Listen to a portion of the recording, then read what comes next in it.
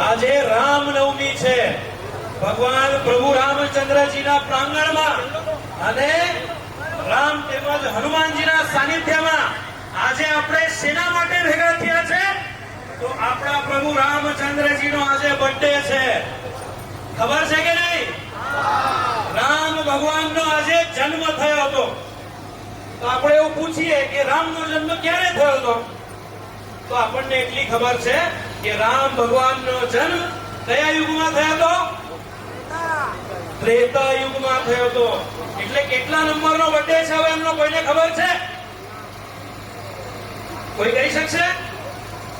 પેલા સતયુગ હોય, પછી ત્રેતાયુગ હોય, પછી દ્વાપર હોય અને પછી કલયુગ હોય. એટલે 12,96,000 વર્ષનું સતયુગ. એના પછી ત્રેતાયુગ, દ્વાપર યુગ, એની ગણતરી કરીએ તો રામ ભગવાનનો જન્મ થયો એને લગભગ 9 લાખ વર્ષ થયા છે.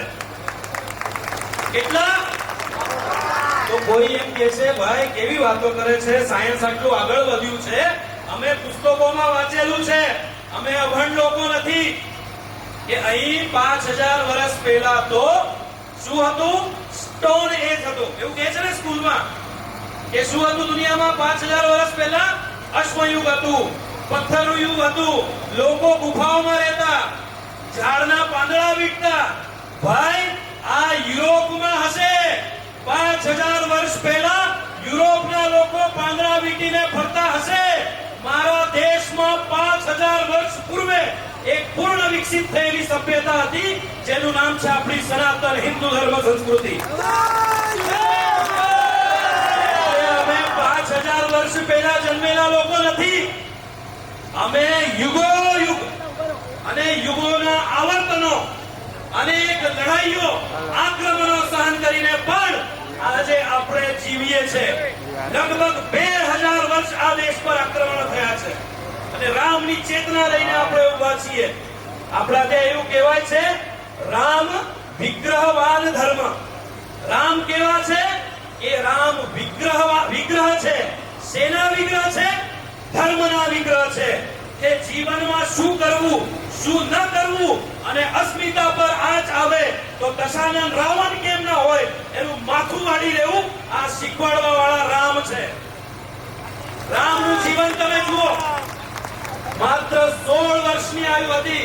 વિશ્વામિત્ર દશરથજી પાસે ગયા અને કીધું કે જંગલમાં અમે તપ કરીએ છીએ, અનુષ્ઠાન કરીએ છીએ, ધર્મ સંસ્કૃતિ સભ્યતા ગુરુકુળ ચલાવીએ છીએ અને અમારા પર કોઈ તાડકા, કોઈ સુબાહુ, કોઈ મારીચ, કોઈ ખરદૂષણ આવીને અમારા યજ્ઞોમાં વિઘ્ન નાખે છે, અમારી જનેઉ તોડી નાખે છે. રામ જ્યારે વનમાં ગયા એમને જોયું, એને પૂછ્યું ઋષિને કે આ જે ઢગલો દેખાય છે શેનો છે? તો ઋષિએ કીધું કે અહીં રાક્ષસોનો ત્રાસ છે અને જે યજ્ઞ કરતા ઋષિઓ છે, સાધના કરતા ઋષિઓ છે, તપ કરતા લોકો છે, એમને આવીને ત્રાસ આપે છે, યજ્ઞમાં હાડકા નાખે છે, લોકોને મારે છે. તો રામજીએ શું કીધું? ભગવાને શું કીધું? એવું કીધું જવા દો. અહિંસાની વાત કરી. એ જેટલા રાક્ષસો છે એમને જ્યાં સુધી પૃથ્વી પરથી હું નષ્ટ ના કરું, હું પાછો અયોધ્યા નહીં જાઉં એવો સંકલ્પ રામે કર્યો. રાવણ સાથેની લડાઈ આપણને ખબર છે. જ્યારે માં સીતાનું હરણ કર્યું રાવણે, તો રામ ભગવાને એવું કીધું કે મારે તમારે પૂછવું છે. આજે આપણા સમાજમાં અનેક એવી ઘટનાઓ થાય છે, ત્યારે આપણી ભૂમિકા શું હોય છે? જ્યારે માં સીતાનું હરણ કર્યું ત્યારે રામે એવું કીધું કે લંકા કે આવી ખબર નથી, રાવણ તો આટલો શક્તિશાળી છે, હું તો રાજ્યવિહીન છું, મારી પાસે સેના નથી, મારો ભાઈ એકલો મારી સાથે છે, એમ કરીને હવે છોડો, જવા દો અને ગંગા જમના તેજી બે કાન પર થપ્પડ પડી હોય તો બીજો કાન આગળ કરો, એવું કીધું. આપણા આદર્શ શું કહે છે? રામે કીધું કે જેને મારી અસ્મિતા પર આઘાત કર્યો છે, જેને અધર્મનું આચરણ કર્યું છે, એ રાવણ સાથે હું યુદ્ધ કરીશ. અને રામ ભગવાને રાવણ સાથે યુદ્ધ કર્યું અને માં સીતાને છોડાવી. વાર્તા બધાને ખબર છે. પણ હવે શું આજે આપણી મા બહેનોને ફુસલાવીને લવ જિહાદમાં ફસાવાની ઘટના નથી. આપણે શું કહીએ છીએ? આપણે કશું નથી કરતા. આપણે એમ કહીએ છીએ આમ છે તેમ છે, મિલે સુર મેરા તુમારા જતું કરો જવા દો. તો આ રામનો આદર્શ નથી, એટલું રાખજો, એટલું યાદ રાખજો. અને જેમ સતયુગમાં ને ત્રેતા યુગમાં ને દ્વાપર યુગમાં રાક્ષસો હતા, આજે પણ રાક્ષસો છે. રાક્ષસો દરેક યુગમાં હોય છે. પરમ પૂજ્ય સરસંઘ ચાલકજી એવું કહે છે કે રાક્ષસો, રાક્ષસી વૃત્તિ દરેક યુગમાં હોય, દરેક યુગમાં ફન કાઢે, પણ દરેક યુગમાં આપણે પણ એમની સામે મજબૂતાઈથી ઉભા રહીએ છીએ. અત્યારે યાત્રા હોતી હતી, દ્રશ્ય જોઈને એવું લાગતું હતું કે રામની જે વાનર સેના છે એ વાનર સેનાના સૈનિકો તમે બધા લાગતા હતા. અને હું માત્ર તમને સારું લગાડવા માટે નથી કહેતો, હું તમને કહેવા માંગુ છું કે રામની સેનાએ જ્યારે લંકા પર ચડાઈ કરી, એ સેનામાં પણ તમે લોકો હતા ને હું પણ હતો. આપણો જન્મ પુનર્જન્મમાં માનવવાળી આપણી સંસ્કૃતિ છે. અને જો રામની સેનામાં રહેવાવાળા લોકો હોય તો રાવણની સેનાવાળા લોકો પણ આજે જીવે છે, દેખાતા નથી. આજના રાક્ષસો કેવા છે? રાક્ષસ એટલે શું? રાક્ષસ એટલે વૃત્તિનું નામ છે કે તમારો ભગવાન ગલત છે, અમે જેને પૂજીએ છે તમે એની પૂજા કરો. તમે જેની પૂજા કરો છો લાખો વર્ષથી, જે રામની, જે કૃષ્ણની, જે શિવની, જે અંબાજીની પૂજા તમે કરો છો, જે યામોગીની પૂજા કરો છો, જે દેવ મોગરા માતાની પૂજા કરો છો, એ પૂજા બંધ કરીને અમે જેની પૂજા કરવાનું કહીશું એની પૂજા તમે કરો. આ વૃત્તિનું નામ રાક્ષસ છે. મારો સવાલ તમને છે, શું એ વૃત્તિના લોકો નથી? શું ભારતમાં આ આધુનિક રાક્ષસો નથી જે આપણો ધર્મ બદલવાની કોશિશ કરે છે? લાલચ આપીને, છલ કપટ દ્વારા લોકોનું ધર્માંતરણ, મતાંતરણ કરવાનો પ્રયત્ન કરવા વાળી રાક્ષસી વૃત્તિઓ આજે પણ હાજર છે. પ્રશ્ન એ છે કે આપણે શું કેવળ રામનવમી પર ભેગા થઈને ભજન ગાઈને ઘરે જશું કે આપણા સમાજ સામે, આ પ્રાચીન હિન્દુ રાષ્ટ્ર સામે જે ચેલેન્જીસ છે એ ચેલેન્જનો પ્રતિકાર કરશું કે? તમને પૂછું છું, કરશો કે? આધુનિક રાક્ષસો તમને ગણાવી દઉં. પહેલો રાક્ષસ છે ગ્લોબલ માર્કેટ ફોર્सेस. બીજો રાક્ષસ છે ઇવેન્જેલિકલ ચર્ચ, જે મતાંતરણ કરે છે અને વિશેષ આપણા તાપી જિલ્લામાં એક્ટિવ છે. ત્રીજું રાક્ષસ છે રેડિકલ ઇસ્લામ.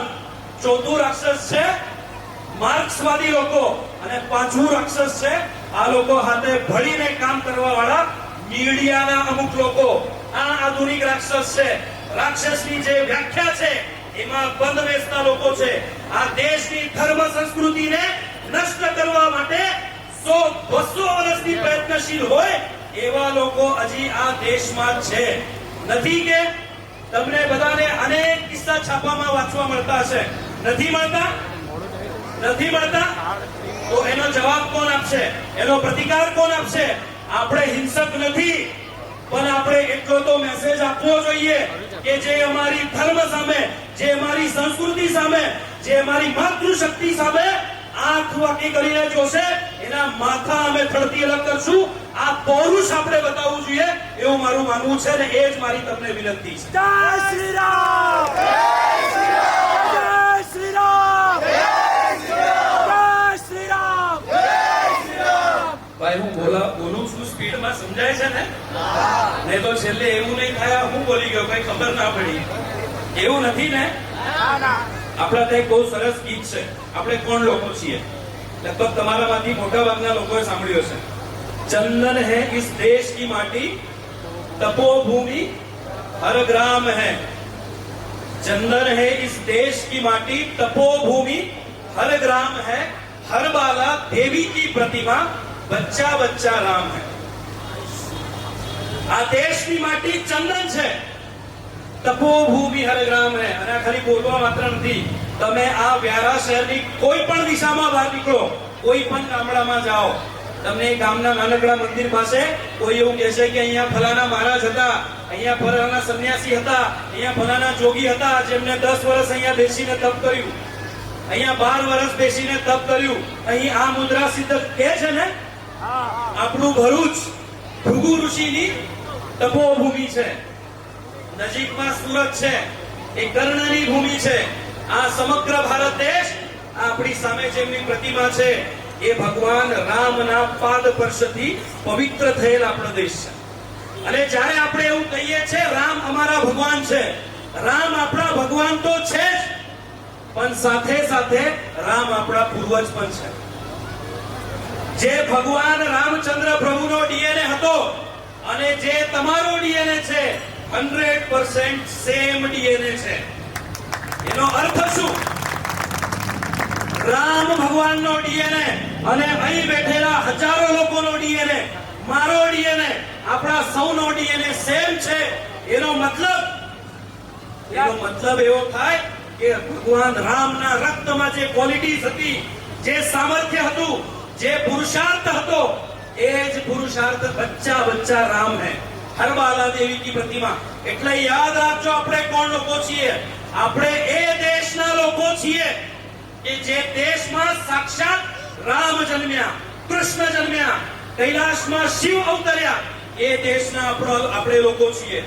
અને મેં તમને આગળ કીધું તેમ લોકો પ્રશ્ન કરે છે કે આ દેશમાં તો 500 વર્ષ પહેલા 200 વર્ષ પહેલા કઈ હતું નહીં. આ તો ભલું થાય આ પરદેશી આક્રાંતાઓનું કે જે લોકો આપણા દેશમાં આવ્યા, આપણા પર આક્રમણ કર્યું અને આપણને સંસ્કૃતિ આપી.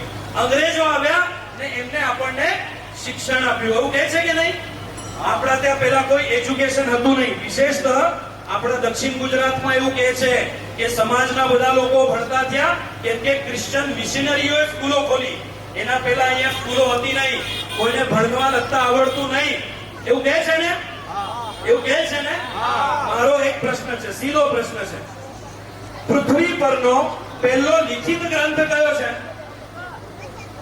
ઋગ્વેદ છે. ખબર છે ને? ઋગ્વેદ ક્યારે લખાયો? હજારો વર્ષ પહેલા લખાયો. જો ભારતમાં એજ્યુકેશન અંગ્રેજોના આવ્યા પછી આવ્યું હોય, ક્રિશ્ચિયન મિશનરીઓ આવ્યા પછી આવ્યું હોય, તો ઋગ્વેદ લખવા થોમસ અલ્વા એડિસનનો કાકો આવ્યો તો કે કોણે લખ્યો ઋગ્વેદ? આ દેશમાં સાયન્સ જો અંગ્રેજોના આવ્યા પછી આવ્યું હોય તો આપણા ત્યાં ઠેર ઠેર દેખાતા 2000 વર્ષ જૂના મંદિરો છે. કોણે બનાવ્યા? આપણા ત્યાં આટલું વિકસિત થયેલું વિજ્ઞાન છે, કોણે બનાવ્યું? તો યાદ રાખજો, આપણે એટલા પ્રાચીન તો છીએ જ, એટલી શ્રેષ્ઠ પ્રજા આપણે છીએ. અને મારે તમને આજે રામનવમી પર એક વિશેષ વાત કરવી છે, આ દેશની રાષ્ટ્રીય એકતાની વાત. તમે ઉત્તર ભારતના કોઈ રાજ્યમાં જાઓ, તમને દરેક ગામમાં એક રામચંદ્ર નામનો માણસ મળશે. યુપી, બિહાર, ઉત્તર ભારતના હિમાચલ પ્રદેશ, કોઈ પણ ગામમાં જાઓ, તમને દરેક ગામમાં કમસે કમ એક રામચંદ્ર નામનો માણસ મળશે.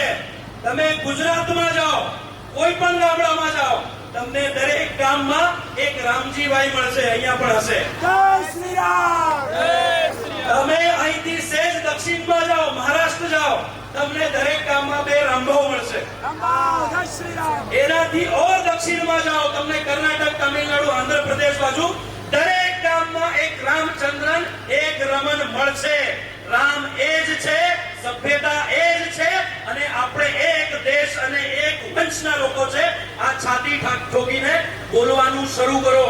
આજે એવા ષડયંત્ર થાય છે કે ભારત એક દેશ નથી, ભારતની એક સંસ્કૃતિ નથી, આ અલગ અલગ જાતિના માનનારા લોકો છે. આપણે કોઈ અલગ અલગ જાતિમાં માનનારા લોકો નથી, આપણે બધા રામના વંશજો છે. આ બોલવાનું તમે શરૂ કરો. અને તમને મેં જે કહ્યું રાક્ષસી વૃત્તિઓ, મારે 3 વાતો કહેવી છે. આ એ જ દેશ છે કે એક સમય આ દેશમાં એવું કહેવાયું, જાહેરમાં કહેવાયું, આપણી છાતી પર બેસીને કહેવાયું કે રામ નામનો કોઈ વ્યક્તિ ક્યારે પૃથ્વી પર જન્મ્યો નથી. કહેવાયું છે કે નહીં? પાછળ ભાઈ કહેવાયું છે કે નહીં? રામ નામનો કોઈ વ્યક્તિ ક્યારે જન્મ્યો નથી એવા કહેવા વાળા લોકો છે. રામાયણ ક્યારે થઈ નથી આનું એફિડેવિટ સુપ્રીમ કોર્ટમાં આપવા વાળી પાર્ટી આજે પણ અસ્તિત્વમાં છે. અને 500 વર્ષના સંઘર્ષ પછી હિન્દુ સમાજે યુદ્ધ કરીને જે રામ મંદિર બનાવ્યું, એ મંદિર અમે ફરી પાડશું, તોડી પાડશું, એવું કહેવા વાળા લોકો છે. નથી? જે દિવસે રામ જન્મભૂમિ પર પ્રાણ પ્રતિષ્ઠા થઈ, એના બીજા દિવસે સોશિયલ મીડિયા પર એક ટ્રેન્ડ ચાલ્યો કે અમે ફરીથી રામ મંદિર તોડશું. આવું બોલવા વાળા હરામજાદા હજી જીવે છે. જીવે છે કે નહીં? તો એમને કહેવાનું છે, ભાઈ આ દેશ હરામજાદાઓનો નથી, રામજાદાઓનો છે. આ જવાબ તમારે, આ દેશ કોનો છે? રામને માનવા વાળા લોકોનો છે. રામની સંસ્કૃતિ જીવવા વાળા લોકોને આ દેશ છે. અને અંતે આટલું કહીને મારી વારીને વિરામ આપું છું કે જ્યારે આપણે રામના દેશમાં જન્મ્યા હોય ત્યારે આ દેશ કેવો દેખાવો જોઈએ. આપણા ધર્મ ગ્રંથમાં એવું કહેવાયું છે, એતદ દેશ પ્રસૂતસ્ય સકાશાત અગ્રજન્મન સ્વમ સ્વમ ચરિત્રમ શિક્ષરેન પૃથ્વીયા સર્વ માનસા. આ દેશમાં જન્મેલા દરેક માણસનું એક કર્તવ્ય છે, એતદ દેશ પ્રસૂતસ્ય અગ્રજન્મન. શું કર્તવ્ય છે આ દેશમાં જન્મેલા તમારું ને મારું? સ્વમ સ્વમ ચરિત્રમ શિક્ષરેન પૃથ્વીયા સર્વ માનવા. આપણા ચરિત્રથી, આપણા પુરુષાર્થથી, આપણી એકતાથી આપણે એવા કામ કરવાના છે કે આ પૃથ્વીના સર્વ માનવ આપણી પાસેથી શિક્ષા ગ્રહણ કરે. એવું આચરણ આપણે કરવાનું છે. જે દેશમાં એવું કહેવાયું ઈશાવાસ્યમ ઇદમ, ત્યાં જાતિવાદ ચાલે કે? જાતિવાદ ચાલે કે? જ્યાં રામનો જન્મ થયો હોય એ દેશને સમરસતા સમજાવવી ના પડવી જોઈએ. સ્વામી વિવેકાનંદે એવું કહ્યું છે, ધ્યાનથી સાંભળજો, કે તમને તમારા આચરણથી આ વાત સિદ્ધ કરવાની છે કે પૃથ્વી પરનો સૌથી પવિત્ર શબ્દ હિન્દુ ધર્મ છે. આ આચરણ તમારે કરવું પડશે. આવું આચરણ આપણે કરશું તો ભારત જે પ્રાચીન સમયમાં હતો એવો ચડિયાતો ભારત આપણે બનાવી શકશું. અન્યથા જો આપણે ભાષાઓમાં, પ્રાંતમાં વેચાઈ જશું અને સમાજ સામે જે ચેલેન્જ છે, મારે પુનઃ સ્પષ્ટતાથી કહેવું છે કે દક્ષિણ ગુજરાતમાં વિશેષતઃ મતાંતરણ કરતા ક્રિશ્ચિયન પાદરીઓથી તમે સજગ રહેજો. આપણા વ્યારામાં કઈ નથી થતું એટલે એવું નહીં માની લેતા કે સુદૂર નિઝરમાં કે ઉચ્છલમાં કઈ ના થતું હોય. સાદા ભોળા લોકોને એ હજારો વર્ષથી જે યહામોગી માતાની, જે દેવલી માળીની, જે ગણી કંસરી માતાની પૂજા કરે છે, એના સ્થાને એ લોકો કેમ ચર્ચમાં આવે, એના ષડયંત્રો આપણી આજુબાજુ ચાલતા હોય છે. આ રામ ભગવાનના જન્મદિવસ પર આપણે એટલો સંકલ્પ કરવો જોઈએ કે જે રામ ભગવાનની ભૂમિ પર હું જન્મ્યો છું ત્યાં સમાજ એક રહે અને આવા ષડયંત્રોને અમે એકતા દ્વારા પ્રત્યુત્તર આપશું. આપશો ને? ભાઈ આપશો ને? માતાઓ આપશો ને? પાક્કું? પાક્કું? પૂરું કરીએ? તમારે ભોજનનો સમય થઈ ગયો છે. અંતે આપણે 2 મિનિટનો એક જયઘોષ કરશું. મારી સાથે બોલશો? ભાઈ બધા બોલવાના હોય તો જ આપણે કરીએ, બાકી કોઈ આપણને એવી કોઈ આગ્રહ નથી. ભાઈ પાછળવાળા કરશો? બધા કરશો? હું કોઈ પણ નારો બોલીશ, તમારે એમ કહેવાનું ભારત માતા. શું કહેવાનું? બંને હાથ ઊંચા કરીને. લાંબુ ચાલશે, 2 મિનિટ ચાલશે, પણ વાંધો નહીં, બંને હાથ ઊંચા કરો. બોલો ભારત માતા, ભારત માતા, મેરી માતા, તેરી માતા, सबकी माता, सबकी माता, उत्तर क्षेत्र की, मध्य प्रांत की, दक्षिण देश की, भारत माता, भारत माता, भारत माता, वैष्णो देवी, कामाख्या देवी,